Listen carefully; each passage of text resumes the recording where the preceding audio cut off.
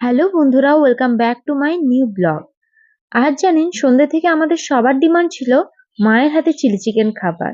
তার জন্য আমাদের ডিমান্ড ফুলফিল করার জন্য মা এখানে বানাচ্ছে চিলি চিকেন। দেখতেই পাচ্ছেন এখানে চিকেনটা ম্যারিনেট করে রাখা আছে। চিকেনটা ম্যারিনেট করা হয়েছে কর্নফ্লাওয়ার, ডিম, আদা রসুনের পেস্ট, কাঁচা লঙ্কার পেস্ট, নুন, সয়া সস আর সামান্য হলুদ গুঁড়ো।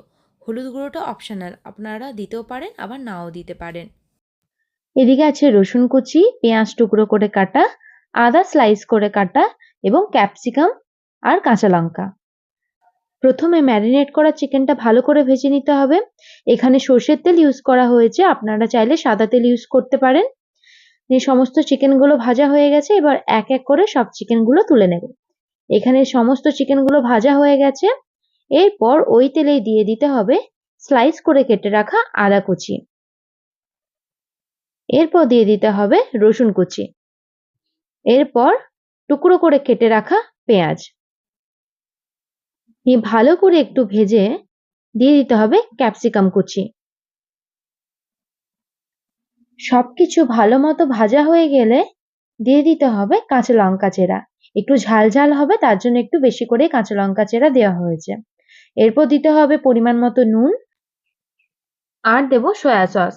নুনটা একটু কমই দেওয়া হয়েছে কারণ সসেতে নুন থাকে। এরপর দেওয়া হয়েছে টমেটো কেচাপ। নিয়ে ভালো মতো সবকিছু ভেজে নেব। ভাজা হয়ে গেলে এখানে ভেজে রাখা চিকেনগুলো সব দিয়ে দিতে হবে। দিয়ে দিতে হবে লঙ্কা গুঁড়ো এবং গোলমরিচ গুঁড়ো। নিয়ে ভালো মতো সবকিছু ভেজে 5 মিনিটের জন্য একটু ঢাকা দিয়ে রাখতে হবে। নিয়ে ঢাকাটা খুলে একটু নাড়াচাড়া করে নিলেই রেডি ড্রাই চিলি চিকেন। বন্ধুরা, কেমন লাগলো আমার ভিডিও অবশ্যই কমেন্ট করে জানাবেন।